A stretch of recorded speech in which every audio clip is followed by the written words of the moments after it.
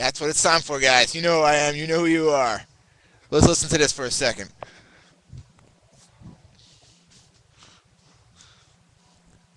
We'll just play a little bit, guys.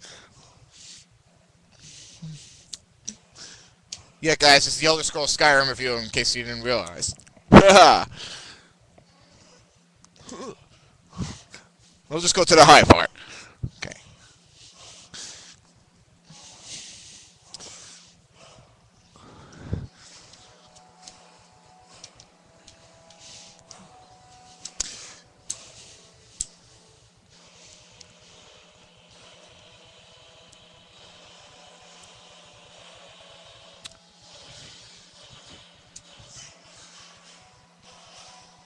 Anyways, guys, in case you didn't realize, this is the review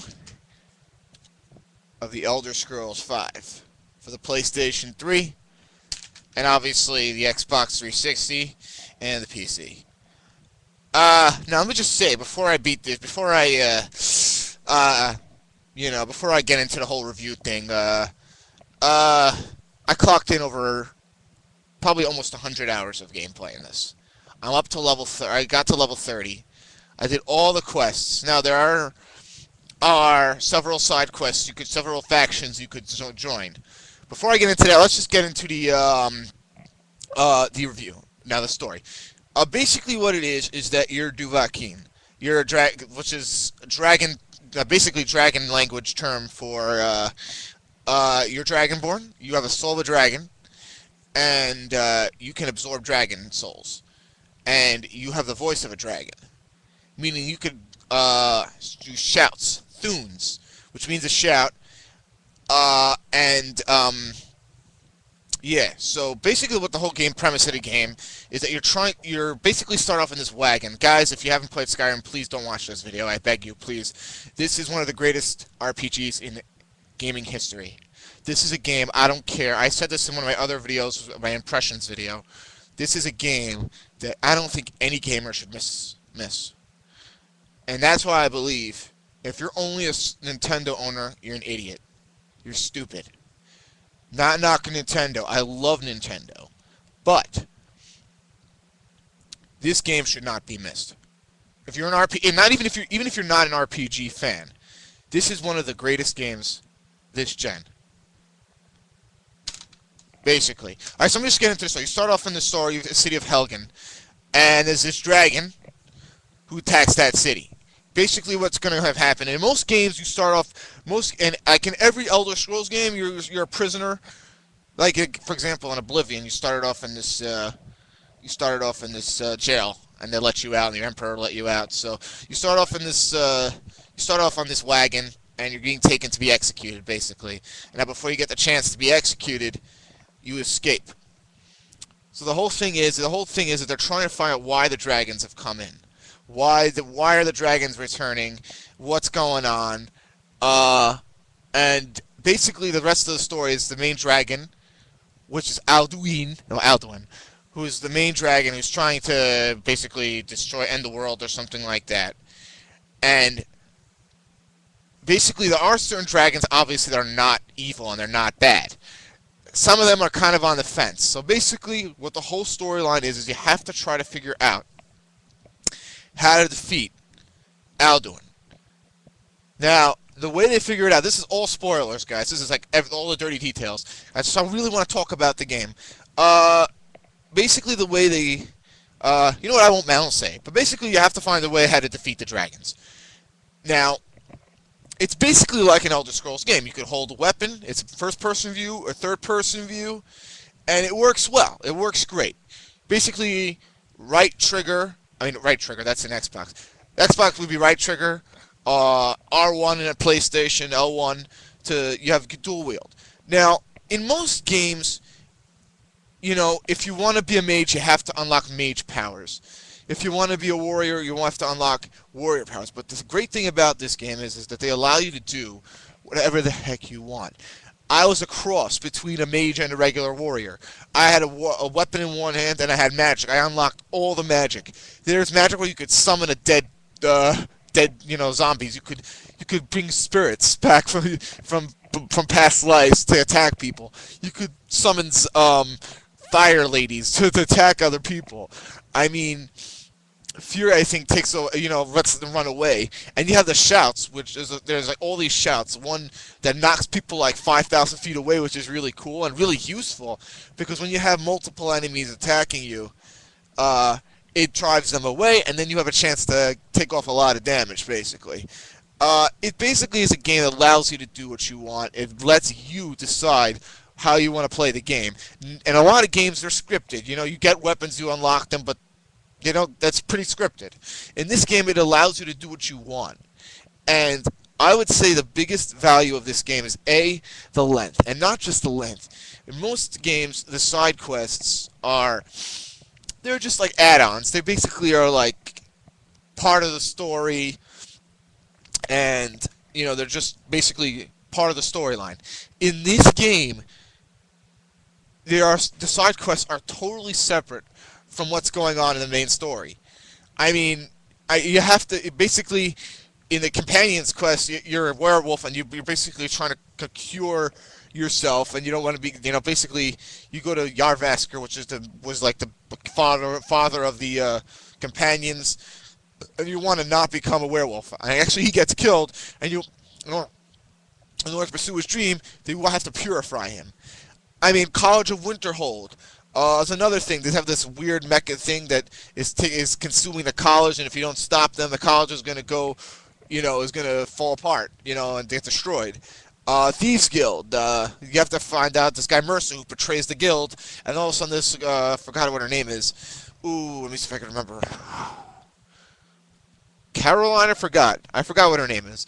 But anyways, everybody thought that she betrays the guild, and you haven't seen her in a while, and it's a whole thing that you have to become this nightingale, this weird little, and you serve these ghosts and stuff. I mean, each quest in the game is basically separate from the story, and it's each unique experience. And not only that, you got to remember that usually the Fallout games and the Elder Scrolls games are the age of the DLCs. There are going to be so many different DLCs. The presentation is excellent. There's so many epics. There's one scene where there are two dragons fighting.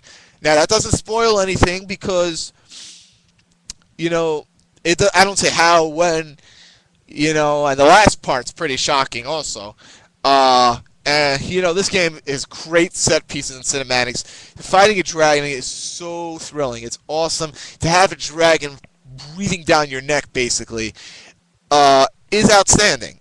And, I'm not gonna, I can't, talk about everything about the game, because if I would, I'd be here for hours. This game, I'll tell you again, I reiterate, over 100 hours of gameplay, okay? Over 100, for sure. And I got to almost level 30. Heavy armor 80. All these other things I leveled up like crazy. Like my one-handed skill was 72 level 72. I mean, this game is one of the most. If there's a game, I don't think games should be $60, in my humble opinion. But if there was a game that was worth $60, it's this one, because it's so long. You'll be on it for a long, long time. And it's going to be a game that you don't have to buy any other game, for a while. Basically, you're getting a bang for your buck, and I would even go further as to say that this game, I didn't do it, but maybe I should have. I'm thinking I regret it a little bit, is to get the Ultimate Edition, the Collector's Edition, which is pretty awesome. There are tons of unboxing videos, and there are a lot of cool things in there. You got like a coffee book, table book. You got a big fancy dragon, which is Alduin, by the way, which is the dragon essentially we have to try to stop, which you, Dragonborn, has to try to stop. Now, let me just talk about the one negative about this game, which is in all Fallout and Elder Scrolls games, is the glitches. I mean, the glitches are, they're not like crazy horrible, but there are some points where it feels like going in slow motion, or sometimes you see a character like walking into place like this, and you can kill him because he's not attacking you. Those kind of things. But, it doesn't happen constantly. Like, there was a game I played last year, Two Worlds 2, or was it this year? Yeah, this year, in January, that was bugged crazy. Like, you saw everything loading up. It was like everything was constantly slowing down, and it was hard to play. I mean, the game was alright, but you know what I mean. That's what I would say. Now, if you wanted me to give an overall review of this game, I would give it like a 9.5 or 9.7. The only reason why I'm taking off points is because of the glitches. Now, this is one of the best games. I believe that this should win the Game of the Year by the VGAs. I went to the site and I voted for this game. I did. And this goes to show you I'm not a Sony fanboy. Because if I would have been a Sony fanboy, Uncharted 3 has to win Game of the Year. Vote now, please. Uncharted 3 has to win Game of the Year. No. I pick what game I like. And by the way, guys, there will be, I don't know when it's going to happen. And also just to, I don't know when it's going to happen. I'll get to that after. Anyways. Afterwards, guys, there will be a Game of the Year, top 5, whatever. And it's not necessarily the best game, but these are personal favorites of mine that I've personally experienced and played throughout the year. Not going to say what it is, probably very obvious already, but, all the big games, you know what I mean. But, just before I go, anyways, yeah, before I get to the updates, 9.7 for Skyrim, guys, okay? That's what I give the game. One of the best games I've ever played. Not this. Alright, so there's a couple I just want to mention. I picked up Ratchet & Clank All for One. Here you go. Front, back, quick unboxing, whatever. Here's the disc. I'm not going to go into detail. Here, see? Blah, blah, blah. Hope this video records and I can hear the sound.